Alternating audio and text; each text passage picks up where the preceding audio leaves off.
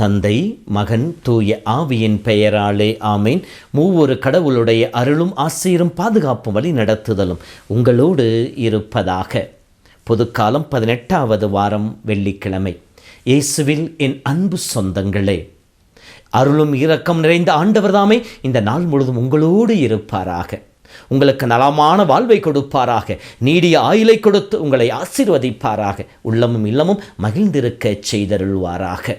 இயேசுவின் பெயரால் உங்களை வாழ்த்துகிறேன், உங்களுக்காக ஜெபிக்கின்றேன். அன்பு சொந்தங்களே, இறைவனை நாம் நினைவு கூர்ந்து அவருக்கு நன்றி செலுத்துகின்ற பிள்ளைகளாயிருக்க வேண்டும். அதைத்தான் இன்றைய திருப்பாடல் நமக்கு சொல்லி காட்டுகின்றன. திருப்பாடல் 77 ஆண்டவரே, உம் செயல்கள் என் நினைவுக்கு கொண்டு வருவேன் என்று சொல்லி. எதை நினைவு கொண்டு வருவது? தொடர்ந்து வருகின்ற வசனங்களிலே திருப்பாடல் ஆசிரியர் சொல்லுகின்றார், உம்முடைய வியத்து செயல்களை நினைத்து பார்ப்பேன். நீ செய்த அற்புதமான அதிசயமான செயல்களை நினைத்து பார்ப்பேன். நினைத்து பார்த்து அதை தொடர்ந்து சிந்திப்பேன். உம்முடைய செயல்களை சிந்திப்பேன். சிந்தித்து உம் செயல்களை பற்றி தியானிப்பேன் என்று சொல்லப்படுகின்றது.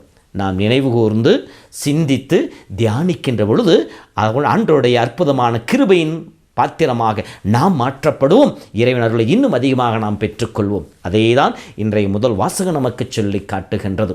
இறைவனுடைய அற்புதமான கிருபையை நினைத்து பார்க்கின்ற பொழுது இறைவன் செய்தவை, செய்ய போகின்றவை, நாம் செய்ய வேண்டியவை, இந்த 3 காரியங்களை பற்றி பேசுகின்றது. செய்தவை, கடவுள் அற்புதமான விதத்தில் இஸ்ரேல் மக்களை தேர்ந்தெடுத்தது, அவர்களோடு இருந்தது, அவர்களுக்கு துணையாக செயல்பட்டது, அவர்கள் அடிமைத்தனத்திலிருந்து விடுதலை பெறுவதற்காக அற்புதங்களை செய்தது, செங்கடலை பிரிக்கச் செய்தது, மன்னாவை பொழிந்தது, தண்ணீரை கொடுத்தது, உடன் நடந்தது, உணவை கொடுத்தது. இப்படி கடவுள் அவர்களோடு இருந்த செய்த எல்லா செயல் நினைவு கூர்ந்து இத்தகைய கடவுளை நாம் கொண்டிருக்கின்றோமே என்று சொல்லி மகிழ்ச்சியோடு ஆர்ப்பரித்து நன்றி செலுத்துகின்ற பிள்ளைகளாக இருக்க வேண்டும் என்பதை சொல்லி காட்டுகின்றது. கடவுள் செய்ததை நினைத்து பார்க்க வேண்டும்.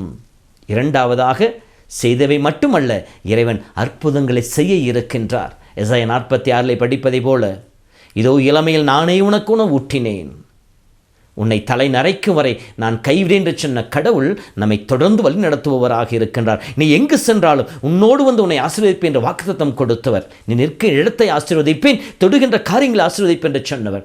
உலகம் முடியும் வரை நான் உன்னை விட்டு விலகுவதும் இல்லை, உன்னை கைவிடுவதும் இல்லை என்று சொன்ன கடவுள் நம்மோடு இருக்கின்றார். அப்படி இருக்கின்ற கடவுள் செய்கின்ற செயல்கள், இதோ உனக்கும் உன் வழிமரபினருக்கும் நலமானதை செய்வேன் என்று வாக்குறுதி கொடுக்கின்றார். இரண்டாவதாக, நான் கொடுக்கும் நாட்டிலே நீங்கள் நெடுநாள் வாழ்வீர்கள், வாழ வைப்பேன் என்று வாக்குத்தத்தம் கொடுத்திருக்கின்றார்.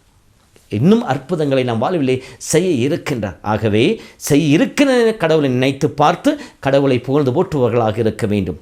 கடவுள் அற்புதங்களை செய்தார், செய்ய இருக்கின்றார். இப்படிப்பட்ட கடவுளை நாம் அனுபவிக்க வேண்டும். நாம் செய்ய வேண்டியது என்ன?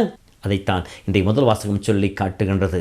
அவருடைய கட்டளைகளையும் நியமங்களையும் கடைபிடிப்பது. அவருடைய கட்டளைகள் என்று சொல்லி பார்க்கின்ற பொழுது கடவுளை முழு உள்ளத்தோடு, முழு ஆற்றலோடு, முழு வலிமையோடு அன்பு செய்வது, கடவுளுக்கு முன்னிலை கொடுப்பது, அதோடு கூட நம்மை அன்பு செய்வதை போல நம்மோடு இருக்கின்ற நம் சகோதரர்களை அன்பு செய்வது. இந்த காரியத்தை நாம் முன்னெடுக்கின்ற பொழுது கடவுளுடைய அருட்கர நம்மோடு இருக்கும், நாமும் நம்முடைய சந்ததியும் ஆசீர்வதிக்கப்பட்டதாக மாற்றப்படும். ஆகவே அன்பு சொந்தங்களே, இந்த நாளிலே இந்த வார்த்தை தியானிக்கின்ற இந்த நேரத்தில் நாம் நம் வாழ்விலே கடவுள் செய்த அற்புதமான செயலை நினைத்து பார்ப்போம். நம் தாயின் கருவில் உருவான நாள் முதல் இந்த நொடிப்பொழுது வரைக்கும் எத்துணை அற்புதங்கள், அதிசயங்கள், ஆச்சரியமான செயல்பாடுகள், நம் குரலுக்கெல்லாம் செவி கொடுத்து நம் நிறைவேற்றிய காரியங்கள், நம் வாழ்வில் இருக்கின்ற எல்லா தடைகளையும் பலவீனங்களையும் எடுத்து போட்டு நமக்கு பலமாக இருந்த தருணங்கள், நமக்கு எதிராக இருந்த எதிர்ப்புகளை எல்லாம் உடைத்து போட்டு நமக்கு வெற்றி கொடுத்த காரியங்கள், திறமை, ஆற்றல், கிருபைகள் நம்மை நினைக்கச் செய்தது. இப்படி இறைவன் செய்த எல்லா நினைவுகளையும் நினைவு கூர்ந்து கடவுளுக்கு நன்றி செலுத்த பிள்ளைகளாக இருப்போம்.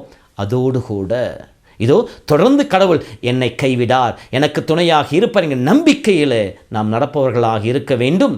அத்தகைய நம்பிக்கையின் வெளிப்பாடாக இன்று இறை வார்த்தையை படிப்பது, திருச்சபையின் கட்டளைகளை அறிந்து கொள்வது, அதன் வழியாக இறைவனை அன்பு செய்வதை நம்முடைய வாழ்க்கையால் வெளிப்படுத்துகின்ற பிள்ளைகளாக இருக்கின்ற பொழுது கடவுள் நம் மத்தியிலும் நமக்கு துணையாக இருந்து அற்புதங்களை செய்வார்.